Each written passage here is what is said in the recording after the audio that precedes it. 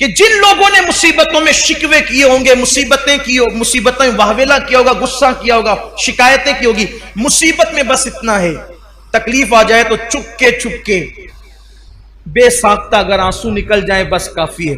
चिल्लाना नहीं, वावेला नहीं करना, आए नहीं करना, बैन नहीं करना, नोहा नहीं करना, कपड़े नहीं फाड़ना, बाल नहीं नोचना, कोई मुसीबत हो, बीमारी हो, ये हो, वो हो, वो। मेरे लूम के सेठ लोग तो मेरे गुंबदो मीनार के शहर में रहते हैं, जिससे भी मुलाकात हुई 95% लोग हमेशा परेशान ही रहते हैं। अल्लाह के बंदो कभी तो शुक्र कर लिया करो। जल्दी से मैं उनकी जबान से अल्हम्दुलिल्लाह नहीं सुनता। अभी मार्केट ऐसा है, फिर बालोतरा बंद हो गया है, वो पाली में ये हो रहा है, बारिश ऐसी हो गई है, वो मार्केट बंद हो गई है, मारवाड़ी पैसा लेके भाग गया। अरे अल्लाह के बंदो क्यों किसी को सुनाते? जितना इसको सुना रहे उतना मुसल्ले पे बैठ के उसको सुना। मसला जहां हल होना है सुनाना भी वहीं चाहिए, बाकी रहे ये वो तो फिर अल्हम्दुलिल्लाह कह के आगे बढ़ो। अच्छा, एक बात मैं और भी देख रहा हूं कि जब किसी से पूछा जाता है तो लोग कहते हैं अल्हम्दुलिल्लाह अला कुल्ली हाल, बल्कि हमारे सूफिया ने फरमाया बेहतर यह है जब खुशी में रहो तो अल्हम्दुलिल्लाह रब्बिल आलमीन कहा करो, जब खुश रहो तो अल्हम्दुलिल्लाह रब्बिल आलमीन, और जब कोई तकलीफ में रहो तो फिर कहा करो अल्हम्दुलिल्लाह अला कुल्ली हाल। अल्हम्दुलिल्लाह अला कुल्ली हाल का मतलब कोई माज़अल्लाह कोई नाजायज और हराम नहीं है अल्हम्दुलिल्लाह अला कुल्ली हाल के, ना कोई मना भी नहीं है, लेकिन बुजुर्गों की बात हमारे बुजुर्गों ने फरमाया अल्हम्दुलिल्लाह रब्बिल आलमीन का मतलब है कि हर खूबी अल्लाह के लिए जो तमाम आलमीन का रब है, और अल्हम्दुलिल्लाह अला कुल्ली हाल का मतलब हर हाल में अल्लाह का शुक्र, हर हाल में कह सकते हैं, लेकिन अल्हम्दुलिल्लाह रब्बिल आलमीन कहा हर मर्तबा। बल्कि अल्लाह कहता है देखो मैंने मुसीबत दिया फिर भी अल्हम्दुलिल्लाह ही कहते।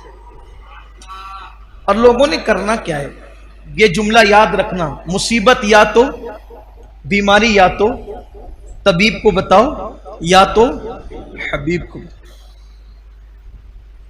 तो आवेला करने वाले, मुसीबतों में हंगामा करने वाले, चीखने चिल्लाने वाले फरिश्ते कहेंगे तुम सब भागो यहां से, चलो जाओ, तुमने फहश कलामियां की, सब्र नहीं किया, गुस्सा किया, ये किया वो किया, तुम्हारे लिए कुछ नहीं है, जाओ तुम लोग।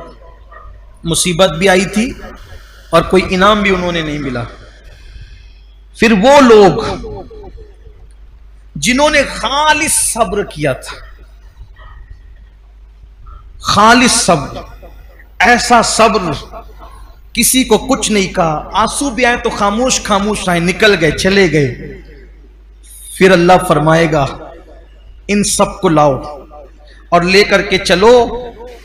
अल्लाह फरमाएगा शजरे बलवा के पास, ये जन्नत में एक दरख्त है जिसकी जड़ें सोने की है और उसके पत्ते चांदी के हैं, और इतना वसी है वो दरख्त कि 100 साल तक के घोड़ा जितनी लंबाई में दौड़ाया जाएगा, इतना वसी है।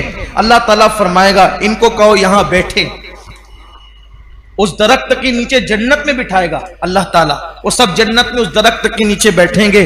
फिर अल्लाह तबारक व ताला अपने हुस्न से नकाब हटाएगा जैसा कि उसकी शान है, और अल्लाह फरमाएगा अब मेरा दीदार करो, और मेरा दीदार करो इसलिए कि दोस्त तो दोस्त ही से गुफ्तगू करता है, यार यार ही से बातें करता है, अब मुझसे बातें करो और मैं तुमसे बातें करूंगा। फिर अल्लाह तबारक व ताला अब उनसे गुफ्तगू फरमाएगा, कलाम फरमाएगा जैसा कि उसकी शान है। अल्लाह फरमाएगा ऐ मेरे साबिर बंदे और बंदियों, जब मैंने तुम पर आजमाइश डाला था तो तुम मेरे नजदीक जलील न थे, तुम मेरे नजदीक रुस्वा न थे, बल्कि मैंने तुम पर मुसीबत इसलिए डाली थी, तुम तो इज्जत वाले थे, लेकिन मैं तुम पर मुसीबत और आजमाइश इसलिए डालता था ताकि मैं तुम पर मुसीबत और आजमाइश डाल करके तुम्हारे गुनाहों को खत्म कर दूं, और उस मुसीबत की बरकत से तुम्हारे गुनाहों को मिटा दूं, तुम्हारे गुनाहों को खत्म कर दूं।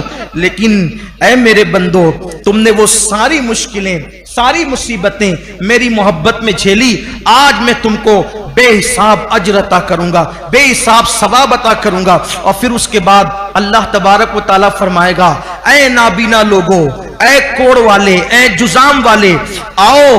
और अल्लाह तबारक व तआला उनसे फरमाएगा, अल्लाह अकबर, कि जिसको एक बीमारी थी उसको एक झंडा दो, जिसको 2 मुसीबत थी उसको 2 झंडे दो, जिसको 3 मुसीबत थी उसको 3 झंडे दो। तो जिसकी मुसीबत जितनी होगी उसको उतने झंडे दिए जाएंगे। ऐसे झंडे जो उमरा और हुक्मा के साथ साथ चलते हैं इज्जत के लिए। और फिर उनको अल्लाह अकबर जन्नत से निकालकर मैदान महशर की जब वो सैर कराई जाएगी, तो जब मैदान महशर की सैर उनको कराई जाएगी तो महशर वाले देख के कहेंगे, ये इतनी इज्जत, इतने वकार, इतनी शान और शौकत के साथ जो आ रहे हैं, ये कौन से नबी हैं, ये कौन से शहीद हैं। तो उस वक्त कहा जाएगा, ना ये नबी हैं, ना ये शहीद हैं, ना ये शहादत का मकाम पाते हैं, ना ये अंबिया के गिरोह से हैं, ये वो आम लोग हैं जिन पर अल्लाह ने दुनिया में मुसीबतें डाली थी, आजमाइश डाले थे, और अल्लाह के लिए इन्होंने सब्र किया था। अल्लाह ने इनको आज ये मकाम अता फरमाया, और आज अल्लाह तबारक व तआला ने उनको ये अजमतें अता की। उस वक्त लोग तमन्ना करेंगे, काश हम पर भी कोई मुसीबत आती, और हत्ता कि ऐसी मुसीबत आती कि अल्लाह अकबर हमें कैंचियों से काट दिया जाता। और फिर उसके बाद फिर ये होगा, अल्लाह फरमाएगा, ले जाओ इनको जन्नत के दरवाजे पे ले जाओ। वो जन्नत का दरवाजा खटखटाएंगे, मालिके खाजिने जन्नत हजरत रिजवान कहेंगे, कौन हो तुम लोग? तो दूसरे फरिश्ते कहेंगे, ये वो लोग हैं जिन पे अल्लाह ने मुसीबत और आजमाइश और तकलीफें डाली थी, अब इनको जन्नत में दाखिल किया जाए। तो वो कहेंगे कि अभी तो पूरे लोग कब्र से उठे भी नहीं। ये दूसरी रिवायत पढ़ रहा हूं, अभी तो ये लोग, अभी पूरे लोग कब्र से उठे नहीं, अभी मीजान नहीं रखा गया, आमाल नहीं तोले गए, अभी सब लोग कब्रों से बाहर नहीं आए, अभी मैदान महशर गोया के पूरी तरह से सजा नहीं, और तुम ये कहते हो कि इन्हें जन्नत में दाखिल करो। तो कहेंगे, ये अल्लाह का हुक्म है।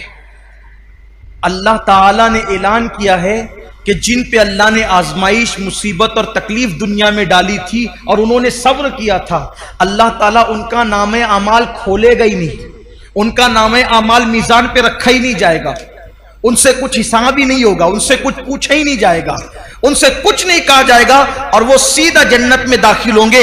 इनके लिए जन्नत के दरवाजे खोल दिए जाएं ताकि ये सुकून और चैन के साथ अपने अपने महल्लात के अंदर, जन्नती घरों के अंदर बैठें। और फिर मेरे आका अलैहिस्सलाम फरमाते हैं, वो लोग 500 साल पहले सब जन्नत में चले जाएंगे, हत्ता के लोगों का इधर हिसाब व किताब हो रहा होगा, और वो जन्नत में बैठे बैठे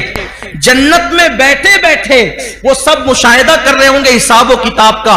तो उस वक्त सहाबे किराम रिदवानुल्लाहि ताला अलैहिम अजमईन ने अर्ज किया कि या रसूल अल्लाह, कौन सी चीज मीजान पर सबसे ज्यादा भारी होगी?